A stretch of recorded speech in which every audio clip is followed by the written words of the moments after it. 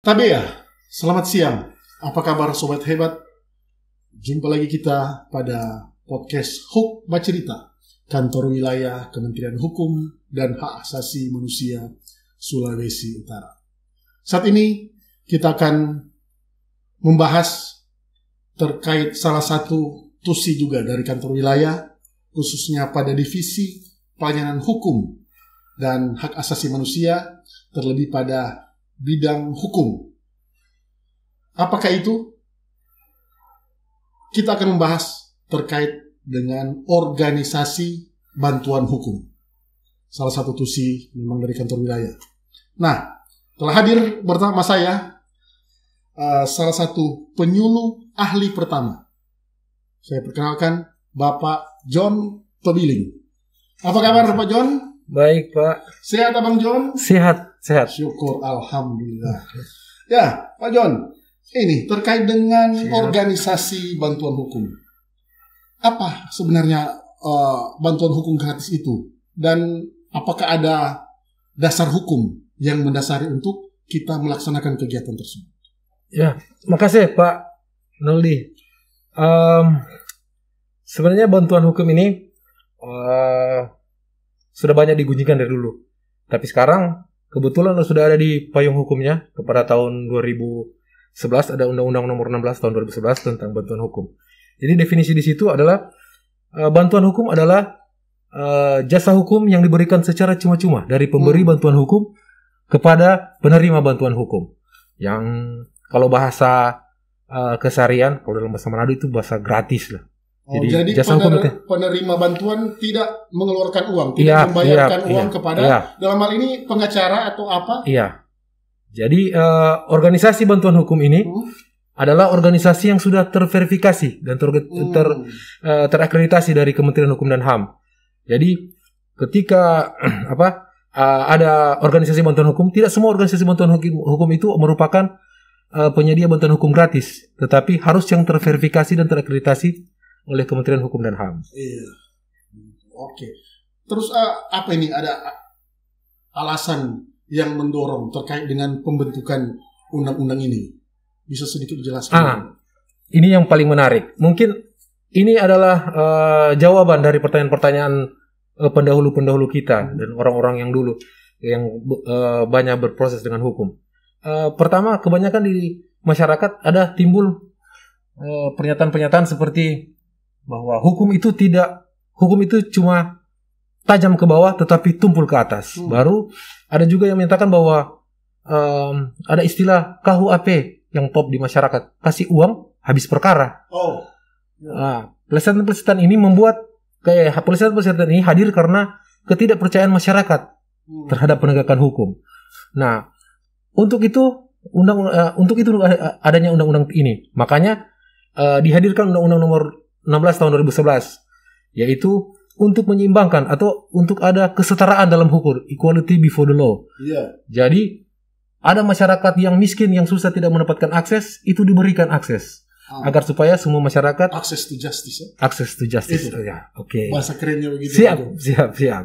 Terus karena itu dengan adanya pemerintah menyelenggarakan bantuan hukum gratis ini, maka pemerintah sudah memenuhi sebagai bentuk pemenuhan dan bentuk kepedulian negara terhadap hak asasi warga negaranya. Jadi ada unsur juga hak asasi manusianya di sini. Siap. Ya. Nah, siapa saja ini yang bisa menerima bantuan ini dari organisasi bantuan ini? Yang bisa menerima undang-undang ini dikhususkan dan ditegaskan ini yang bisa menerima bantuan hukum ini adalah orang miskin, orang atau kelompok yang miskin. Kriteria kira-kira orang miskin. Ini yang menarik Pak, karena biasanya ada perbedaan tentang masalah penafsiran tentang miskin. Di masyarakat biasa ada berbeda-beda tentang penafsiran miskin. Jadi ditegaskan dalam undang-undang ini bahwa yang digolongkan miskin menurut undang-undang ini adalah mereka yang tidak terpenuhi hak dasarnya, yaitu hak pendidikan, sandang pangan, hak kesehatan, atau hak perumahannya. Jadi hak-hak dasarnya tidak terpenuhi, salah satu haknya tidak terpenuhi, itu bisa diberikan tergolong orang miskin atau kelompok miskin. Jadi bukan berarti harus tidak punya apa-apa, tidak punya handphone, tidak punya motor. Ada juga kan kebetulan orang yang berproses dalam hukum dia punya handphone tetapi dia tidak memiliki akses untuk membayar beracara, dia tidak mampu membayar pengacara. Jadi itu tetap tergolong orang miskin. Oh, begitu. Nah, di dalam pemberi bantuan hukum, siapa saja yang disebut dalam hal ini untuk pemberi bantuan hukum ini? Ada yang menerima, nah sekarang yang memberikan bantuan hukum ini. Seperti pertanyaan yang pertama dari Bapak tadi, pemberi bantuan hukum ini tidak semua yang ada, tetap yang terverifikasi, pertama diverifikasi dan terakreditasi oleh Kementerian Hukum dan HAM. Karena Kanwil Kementerian Hukum dan HAM Sulawesi Utara itu merupakan perpanjangan tangan dari kementerian di daerahnya, di daerah Sulawesi Utara, maka yang berhasil terakreditasi di Sulawesi Utara itu ada 6 organisasi bantuan hukum. Jadi Sulawesi Utara sudah ada? Ada. Apa saja itu? Biar masyarakat tahu. Di Sulawesi Utara itu kalau masyarakat ingin meminta bantuan hukum, itu ada kalau di Sulawesi Utara itu 66 semuanya punya wilayah terhadap Sulawesi Utara, tetapi kedudukannya berbeda-beda tempat. Ada Neomesis, ada Propope yang berkedudukan di kecamatan di Kelurahan Buha di Mapangat di Kota Manado. YLBHI yang kedudukannya di perempatan Rike mungkin di dekat klinik mata. YLBHI LBH Manado. Itu organisasi-organisasi yang paling ngetren lah kalau di Manado kalau bilang. Baru ada Kasalang Center. Kasalang Center. Kalau di Bitung itu ada Ilham Center.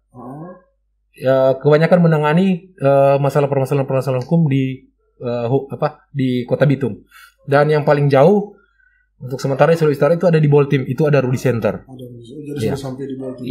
Baru untuk kepulauan belum ada. Iya. Tetapi walaupun belum ada berkedudukannya organisasi ini, apakah yang misalnya tidak ada organisasi ini terlayani juga? Bisa sekali.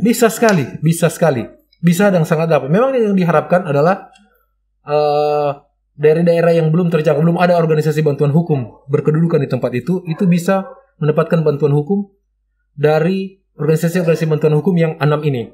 Dan sekarang dalam masa penggodokan, dalam masa proses untuk verifikasi, jadi ada 9 yang mengusulkan organisasi bantuan hukum yang sekarang yang diusulkan oleh Kementerian Hukum dan HAM mendapat rekomendasi, dan mudah-mudahan semakin banyak yang ada, semakin banyak terfasilitasi masyarakat yang punya permasalahan hukum. Oke, nah mungkin masyarakat bertanya-tanya, kasus-kasus apa saja yang bisa kita diberikan bantuan hukum? Apakah mungkin ada spesifikasi, mungkin cuma dalam hal kasus pidana atau kasus perdata? Bagaimana itu? Ada hal-hal yang lain? Oh iya Pak. Dalam bantuan hukum ini kebanyakan masyarakat mengira cuma dalam permasalahan pidana. Masalah di litigasi atau dalam proses peradilan, dia bisa memberikan bantuan hukum di permasalahan di pidana, perdata, dan tata usaha negara. Itu bisa diberikan bantuan hukum. Dan juga organisasi bantuan hukum ini memberikan bantuan di luar proses pidana, itu non litigasi seperti penyuluhan hukum. Mereka akan berikan penyuluhan hukum biar sebentar. Jadi ada dua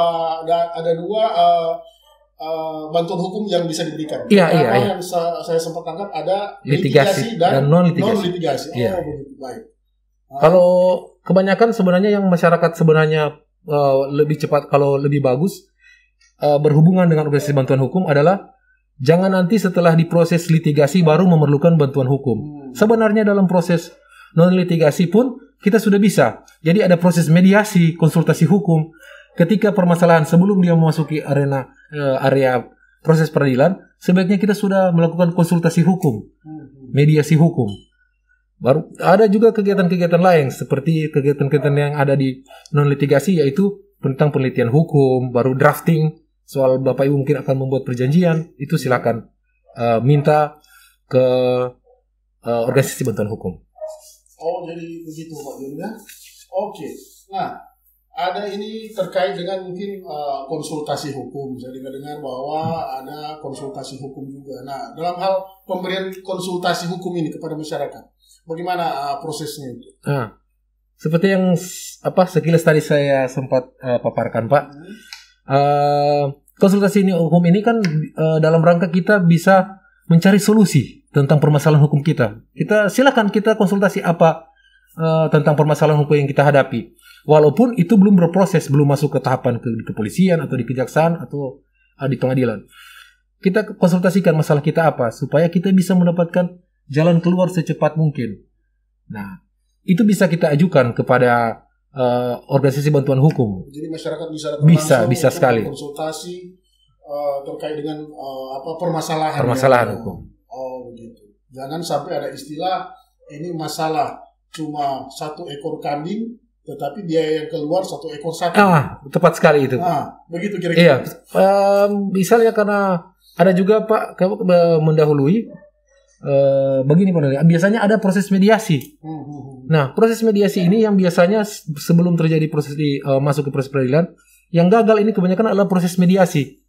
Nah, proses mediasi ini kebanyakan permasalahan yang kita bisa mediasi dari organisasi bantuan hukum adalah masalah perdata dan masalah tata usaha negara. Itu kita bisa mediasikan lewat OBH. Jadi kalau ada permasalahan batas 4 kali. Jadi ketika ada permasalahan, kalau salah satunya adalah pihak yang menerima bantuan hukum, itu bisa dimediasi 4 kali oleh organisasi bantuan hukum sebelum berlanjut ke proses yang lebih lanjut lagi. Oh, baik. Nah, sebelum terlalu jauh, ada masyarakat yang tahu ada syaratnya kalau misalnya kita mau mendapatkan bantuan hukum kepada organisasi ini. Jelas sekali ada syarat. Yang paling pertama adalah surat keterangan kurang mampu atau surat keterangan miskin. Nah, itu dari mana itu? Itu dari pejabat yang berwenang. Jadi kalau Bapak tinggal di misalnya kalau di Sulawesi Utara atau di Manado, di Kelurahan Makassar Timur, silakan ke kelurahan yang akan berikan. Atau mungkin di desa lain silakan kepada kepala desa. Kepala desa yang akan memberikan karena kepala desa yang tahu betul bahwa masyarakat ini memang benar-benar miskin. Supaya tidak ada kong kaling kong istilahnya. Jadi kalau ada satu lembaga yang mungkin cuma dia yang bisa mengeluarkan, mungkin akan terjadi kita membuka peluang, akan terjadi kolusi dan soal keterangan bahwa dia termasuk kategori miskin. Jadi yang pertama terkait dengan surat keterangan tidak mampu. Masih ada lagi yang lain? Domisili. Terus silakan membuat permohonan kepada organisasi bantuan hukum. Nah, permohonan ini ditulis dari pemohon bantuan hukum dengan memuat kronologi kejadian. Jadi misalnya kalau terjadi tindak pidana kapan dipukul pada jam berapa, detailnya diisi. Ya, dan identitas dari pemohon juga merupakan salah satu yang paling utama dalam memohon bantuan hukum ini. Nah, oke. Kalau misalnya saya seorang pemohon, terus mungkin saya tidak tahu membaca, tidak tahu menulis, bagaimana itu? Memang ada banyak kali terjadi.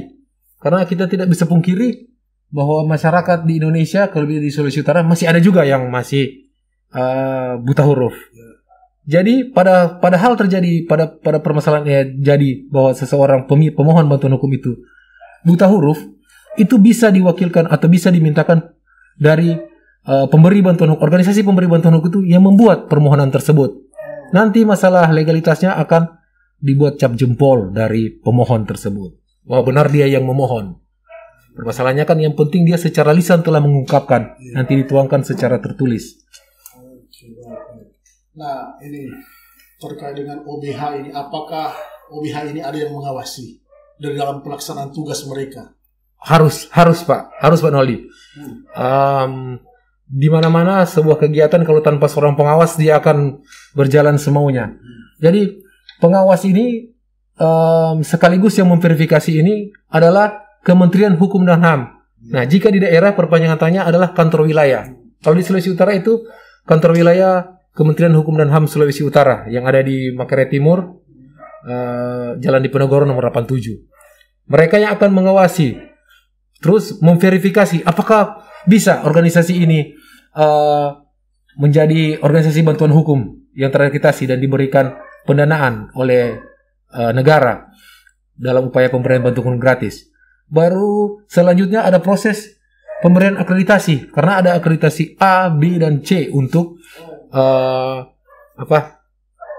organisasi bantuan hukum yang berhasil diverifikasi. Nah, Untuk sementara di Sulawesi Utara baru satu yang mempunyai akreditasi B dan yang lain masih C. Memang itu mempengaruhi terkait dengan bentuk pelayanannya atau bagaimana terkait dengan akreditasi? Terkait dengan tenaga lawyernya atau pengacaranya berapa, itu lebih banyak baru paralegalnya. Terus masalah pendanaan juga dan jumlah kasus yang ditangani juga itu berdampak pada soal level atau pembedaan dari A ke B, B ke C. Nah, tadi kebetulan Abang John sempat mengungkapkan terkait dengan jangan sampai terjadi ada pungli, ada kong kaling kong. Nah, itu bagaimana itu terkait dengan jika organisasi tersebut melakukan hal seperti itu? Sudah lengkap di Undang-Undang Nomor 16 Tahun 2011 ini bahwa ketika organisasi bantuan itu melakukan penyelewengan atau melakukan pungutan liar kepada masyarakat penerima bantuan hukum, maka di pasal 20 itu 20 dan 21 di Undang-Undang Bantuan Hukum tersebut menyatakan bahwa akan didenda 50 juta dan hukuman penjara 1 tahun. Paling lama 1 tahun hukuman penjara. Itu terhadap siapa itu? Kepada organisasi pemberi bantuan hukum jika mereka meminta. Karena kasihan masyarakat miskin masih dimintakan lagi ke. Padahal sebenarnya negara telah membayar jasa profesi dari organisasi bantuan hukum tersebut. Jadi itu terkait dengan pengawasan dan terkait juga dengan organisasi yang melakukan pelanggaran-pelanggaran. Nah, sejauh ini kalau dilihat dari ini apakah sudah efektif terkait dengan pemberian bantuan hukumnya Sulawesi Utara dengan jumlah kasus mungkin yang sudah ditangani? Iya, kebetulan di Sulawesi Utara ada 6. Memang kita tidak bisa pungkiri semakin sedikit organisasi bantuan hukum yang terakreditasi, mungkin semakin juga sedikit yang maksimal, tidak semaksimal daerah seperti daerah lain. Kalau kita bandingkan mungkin di daerah Jakarta atau di Jawa Timur itu sudah sempat sampai 44 OBH. Jadi mungkin mengapa kita terus memicu di Kanwil Kementerian Hukum dan HAM Sulawesi Utara ini tetap memicu bagaimana ada organisasi-organisasi bantuan hukum yang terus tumbuh supaya memaksimalkan angka-angka bantuan hukum kepada masyarakat. Tapi selama ini proses perjalanan bantuan hukum sudah ratusan kasus setiap tahun yang kita di reimburse, istilahnya bisa diberikan penggantian kepada jasa profesi dari organisasi bantuan hukum itu oleh Kanwil Kementerian Hukum dan HAM Sulawesi Utara. Jadi pengawasan ini pun reguler dilakukan oleh subbidang penyaluran hukum, bantuan hukum dan jaringan data informasi di bawah bidang hukum di divisi pelayanan hukum Kementerian Hukum dan HAM Sulawesi Utara. Nah, adakah strategi-strategi dari Anda sebagai seorang penyuluh ahli dalam hal ini untuk menyebarkan tentunya informasi-informasi ini kepada masyarakat? Kami terus digenjot oleh Kepala Divisi kami, Pak Dr. Ronald Lumbuon, untuk memberikan sosialisasi bantuan hukum ke area-area dan menjadi tugas dan fungsi kami sebagai pejabat fungsional penyuluh hukum di bidang hukum, dan juga kami terus diberikan motivasi, bantuan dan fasilitas oleh Kepala Bidang Bantuan Hukum Pak Dr. Franky Rasakawirus, bahwa itu melakukan tusi kami. Jadi kami sering memberikan penyebar luasan informasi tentang bantuan hukum. Ada yang di lapas-lapas, kebanyakan tahanan-tahanan kurang mengerti soal bantuan hukum. Adanya perlakuan-perlakuan yang mohon maaf kurang tepat dari aparat penegak hukum, itu mungkin mereka kurang tahu untuk berproses. Makanya kami akan tetap gencar memberikan penyuluhan hukum di lapas dan rutan dan kepada masyarakat lainnya.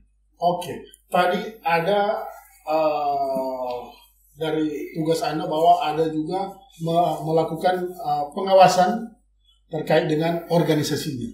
Nah, apakah ada pengawasan juga terkait dengan orang yang menerima bantuan hukum ini? Iya, kami verifikasi tersebut, kami datangi setelah istilahnya ada monitoring dan evaluasi yang reguler dilakukan oleh bidang hukum dan bidang penyaluran hukum, bantuan hukum dan JDIH. Setiap kali reguler kami mendata organisasi bantuan hukum itu, kita juga mendata apakah benar data penerima bantuan hukum ini, apakah benar mereka miskin. Jadi kita sinkronkan data dengan daerah yang mereka tempati. Jadi kadang-kadang kita pergi ke kelurahan atau tempat daerah si penerima bantuan hukum tersebut. Jadi tidak selalu kita juga cuma mengontrol pemberi bantuan hukum, kita juga mengontrol siapa penerima. Karena bisa jadi ini cuma kerjasama. Jadi rekayasa. Karena dalam proses bantuan hukum itu ada, minta maaf, nominalnya ada kita berikan 2 juta pada tahap di pemeriksaan dan pada saat di penyidikan, pada saat pada saat juga di pengadilan kita berikan 3 juta rupiah. Jadi tenaga kita tidak berikan memang sedahsyat seperti perkiraan orang, tetapi cukup sebagai pengganti biaya profesi dari seorang pemberi bantuan hukum. Oh begitu. Ya. Nah, jika dilihat bahwa memang ini harus disinkronkan antara si penerima maupun pemberi maupun penerima. Ya. Nah, kita lihat ada beberapa kegiatan mungkin yang dilaksanakan di lapas maupun rutan. Nah, itu apakah ada hubungannya dengan terkait pemberian bantuan hukum ini? Ya, karena di lapas rutan juga gencar-gencarnya dari Divisi Pemasyarakatan dan dari Kanwil Kementerian Hukum dan HAM membuat sebuah ruangan tempat bantuan hukum. Jadi kita di setiap lapas rutan sudah ada ruangan untuk sebagai tempat konsultasi hukum dan bantuan hukum. Jadi difasilitasi sekali. Jadi 6 organisasi ini bisa masuk ke lapas rutan dan bisa menerima penerima bantuan hukum di lapas dan rutan. Jadi sudah berapa yang jalan, malah ada kegiatan reguler tiap bulannya mereka datang, mereka mendata dan menerima siapa yang ingin menerima bantuan hukum. Jadi kalau di lapas rutan mungkin kegiatan-kegiatan kita juga, kami dari Divisi Pelayanan Hukum dan HAM sering memberikan penyuluhan hukum agar supaya sinergi dari OBH terus mencari, kami juga terus membangkitkan penyebarluasan informasi kepada masyarakat. Jadi bukan cuma narapidananya, tetapi dari keluarganya sadar bahwa ternyata ada ini bantuan gratis. Oke, baik. Menarik terkait dengan organisasi bantuan hukum ini, karena di satu sisi mungkin ini salah satu juga prioritas pemerintah dalam hal penegakan hukum. Siap. Soalnya Pak, yang gratis itu biasanya orang suka kalau gratis. Betul. Dalam hal penegakan maupun bantuan. Nah, sebelum kita mengakhiri, mungkin ada pesan-pesan terakhir dari Bapak John ini terkait dengan organisasi bantuan hukum ini kepada masyarakat pada umumnya lah. Bagaimana kita untuk pelayanannya dan sebagainya. Kepada masyarakat di Sulawesi Utara, khususnya yang kurang mampu dalam proses peradilan, dalam proses pengadilan, dalam proses hukum, silakan datang berkonsultasi ke Kementerian Hukum dan HAM Sulawesi Utara.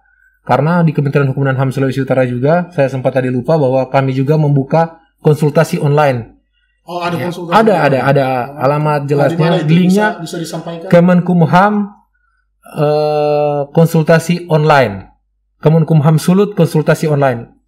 Cukup cari search data. Kalau di bahasa Manadonya gampang kok.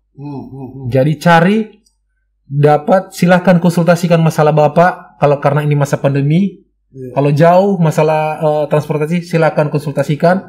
Dan kalaupun mau datang secara langsung, silahkan ketemu dengan penyuluh hukum di bagian penyuluhan hukum, bantuan hukum, dan jaringan data informasi hukum. Dan kami sangat terbuka Kanwil Kemenkumham terhadap bantuan hukum ini. Dalam proses apakah ingin meminta bantuan hukum atau Bapak ingin melaporkan mengenai organisasi bantuan hukum yang sedang memberikan bantuan hukum kepada masyarakat. Silakan. Oke, baik. Ya, demikian Sobat Hebat. Sekilas terkait dengan organisasi bantuan hukum. Apa itu organisasi bantuan hukum, siapa saja yang berhak menerima, dan bagaimana prosesnya. Saya kira sudah panjang lebar dijelaskan oleh Pak John Tobiling sebagai penyuluh ahli dalam hal ini. Akhirnya kami mengakhiri bercerita kita pada siang hari ini dengan salam pembaruan. Salam pembaruan. Kami pasti. Salam pembaruan. Kami pasti. Salam pembaruan. Kami pasti. Oke, terima kasih.